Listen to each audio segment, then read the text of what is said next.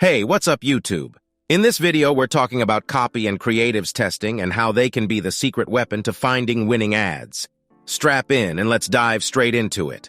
But before we kick things off, let's clarify a few things. Why test separately? Well, separate testing makes it easier to identify those winner ads, and it helps optimize ad performance. I use an ad copy worksheet where each different ad copy, headline, and description gets a number. You can see it right here. We have ad copy #1, #2, and #3, and each comes with a headline and description. Color codes make this a lot easier.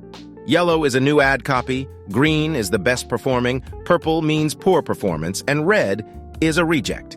This helps us quickly understand how each copy is performing. Each running ad should ideally have a $10 to $12 daily budget. This means if you have $40 a day, you should ideally have no more than 4 ads running, maybe even 3 to speed up the testing process. An average ad budget I recommend is $33 a day per campaign. That means you have 1 ad set running, which can be either creative testing or copy testing with 5 ads inside. If your budget is larger, like say $50 a day, you should have at least 10 ads inside. With more budget, you run through your ads faster, and 5 ads simply won't be enough. The beauty of this method is that it's easy to spot the winning ad. You can check click-through rates, cost per clicks, and see which ad converts best. In my experience, each test usually yields 1 or 2 clear winners that outperform the rest. I start my testing by running 5 different ad copies at once. If none of my ad copies convert, it's an indication that the creative is the problem, which means a retest with a different creative. And once I have 1 or 2 well-performing ad copies, I then set up a creative testing campaign with at least 5 different creatives. So let's go over an example.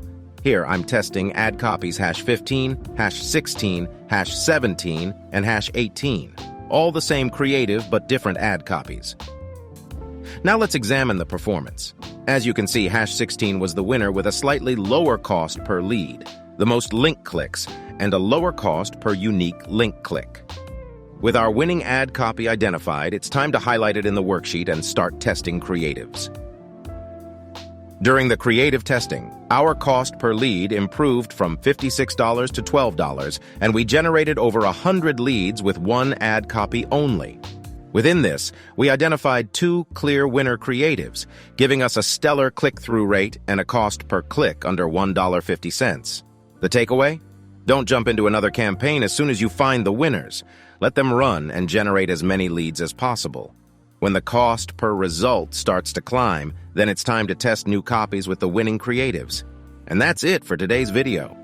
Hope it made sense. If you have any questions, leave them in the comments section and I'll be happy to help out. Don't forget to hit like and subscribe for more ad strategy insights. Until next time, YouTube.